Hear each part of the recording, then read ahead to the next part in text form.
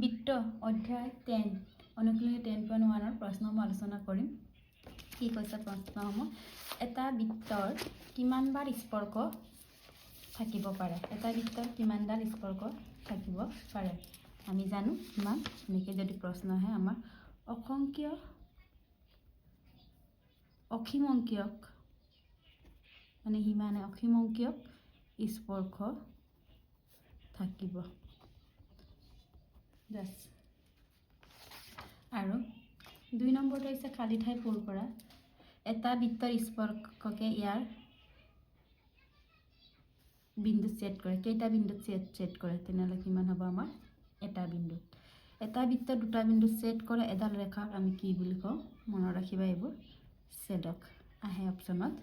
এটা বৃত্ত বৰ বেছি কেইডাল সমান্তৰাল থাকিব পাৰিব? আমাৰ দুটা সমান্তৰাল স্পৰ্শ থাকিব পাৰে। 4 নম্বৰটো হৈছে এটা বৃত্তৰ এডাল স্পৰ্শ আৰু বৃত্তটোৰ সময়তে বিন্দুটো আমি কি বুলি কওঁ? স্পৰ্শ বিন্দু। মনত ৰাখিবা, এটা বৃত্তৰ কিমানটা স্পৰ্শ থাকিব পাৰে বুলি ক'লে অসীম অংকীয় স্পৰ্শ থাকিব পাৰে। আৰু এটা বৃত্তৰ স্পৰ্শকে ইয়াৰ এটা বিন্দুতে ছেদ কৰিবা। আৰু এটা বৃত্তৰ দুটা বিন্দু ছেদ কৰা এডাল ৰেখাক ছেদক বোলে। আৰু এটা বৃত্তৰ বৰ বেছি সমান্তৰাল স্পৰ্শ থাকিব পাৰে কেইটা? দুটা। এটা বৃত্তৰ এডাল স্পৰ্শ আৰু বৃত্তটোৰ সময়তে বিন্দুটো আমি কি বুলি কওঁ? স্পৰ্শ বিন্দু বুলি কওঁ। এতিয়া 3 নম্বৰ প্ৰশ্নটো চাওঁ। 5 চেণ্টিমিটাৰ ব্যাসাৰ্ধযুক্ত এটা বৃত্তৰ এটা বিন্দু P টনা এডাল স্পৰ্শক PQ কেন্দ্ৰত অ'ৰ মাজেৰে যোৱা এডাল ৰেখাক Q বিন্দুত লগ লাগে যাতে OQ = 12 চেণ্টিমিটাৰ। PQ দৈৰ্ঘ্য উলিয়াব কৈছে আমাক। আৰু অপশ্যনটো দিয়া আছে কি হ'ব? 12, B 13, C 8.5, D √119 চেণ্টিমিটাৰ। এই চাৰিটাৰ ভিতৰত কোনটো হয় আমি দেখাব লাগে। এতিয়া চোৱা কেনেৰ সলিউশ্যন। কি কৈছে আমাক? 5 চেণ্টিমিটাৰ আমাৰ এটা বৃত্ত আঁকিলোঁ আমি। এইটো O দিলোঁ। 5 চেণ্টিমিটাৰ ব্যাসাৰ্ধযুক্ত এডাল বৃত্তৰ এটা বিন্দুত P টনা এডাল স্পৰ্শ, এইটো আমাৰ P এডাল স্পৰ্শ টানিলোঁ। ইয়াৰ মান কিমান কৈছে? আমাৰ ব্যাসাৰ্ধটো 5 চেণ্টিমিটাৰ আৰু টনা এডাল স্পৰ্শ PQ অ'ৰ মাজেৰে যোৱা এডাল ৰেখা OQ বিন্দুত লগ লাগে। এইটো লগ লাগে, এইটো আমি Q দিছোঁ। আমাক কি উলিয়াব দিছে? PQ, এইটোৰ মান উলিয়াব দিছে। এতিয়া চোৱা কি কি আছে ইয়াত আমাৰ। ইয়াত OP কিমান? 5। OQ আমাৰ কিমান দিয়া আছে? 12 চেণ্টিমিটাৰ। OQ কিমান দিয়া আছে আমাৰ? 12 চেণ্টিমিটাৰ। এইটো চোৱাচোন, OQP এটা কি? এটা সমকোণী ত্ৰিভুজ বুজাইছে। সমকোণী ত্ৰিভুজ হোৱাৰ লগে লগে আমি কি সূত্ৰ ব্যৱহাৰ কৰোঁ? পাইথাগোৰাছৰ সূত্ৰ মতে। পাইথাগোৰাছৰ সূত্ৰ মতে ব্যৱহাৰ কৰিলে আমাৰ QPৰ মানটো ওলাই যাব। পাইথাগোৰাছৰ সূত্ৰৰ মতে কি আছিলে আমাৰ? অতিভুজ স্কোৱাৰ। অতিভুজটো কোনটো আমাৰ? OQ square. আকৌ লম্ব স্কোৱাৰ, লম্বটো OP আৰু ভূমি QP স্কোৱাৰ। এতিয়া OQৰ মান দিয়া আছে কি? 12 স্কোৱাৰ আছে। OPৰ 5 আছে, 5 স্কোৱাৰ। আকৌ QP স্কোৱাৰ। এতিয়া 12 স্কোৱাৰ মানে আমাৰ 144, 5 স্কোৱাৰ 25, QP স্কোৱাৰ। এতিয়া চোৱা QP স্কোৱাৰ = 144 প্লাছ সেইফালে নিলে মাইনাছ। তাৰপিছত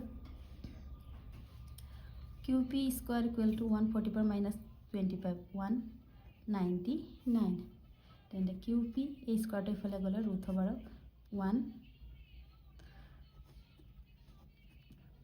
119 পালোঁ, 119। তেনেহ'লে আমাৰ অপশ্যনটো ক'ত আছে? এইটো D অপশ্যনটো। তেনেহ'লে এনচাৰ কি হ'ব? D √119 centimetre. আমাক QP বা PQৰ মান ওলাব কৈছে এইটো। এতিয়া নেক্সট প্ৰশ্নটো চাওঁ। 4 নম্বৰটো। এটা বৃত্তৰ আৰু এডাল প্ৰদত্ত ৰেখাৰ সমান্তৰালকৈ দুডাল ৰেখা অঁকা যাতে এডাল স্পৰ্শ হ'ল আৰু আনডাল ছেদক হ'ল। এতিয়া চোৱা প্ৰথমে আমি বৃত্ত এডাল আঁকি ল'ম তোমালোকে এইটো কাটা কম্পাছ দি আঁকিবা মই নানিবা এইটো আমাৰ কেন্দ্ৰ অ কি কৈছে এটা বৃত্তৰ আৰু এডাল প্ৰদত্ত ৰেখাৰ সমান্তৰালকৈ প্ৰদত্ত ৰেখাডাল আমাৰ ইয়াত মই টানিছোঁ এইটো আমি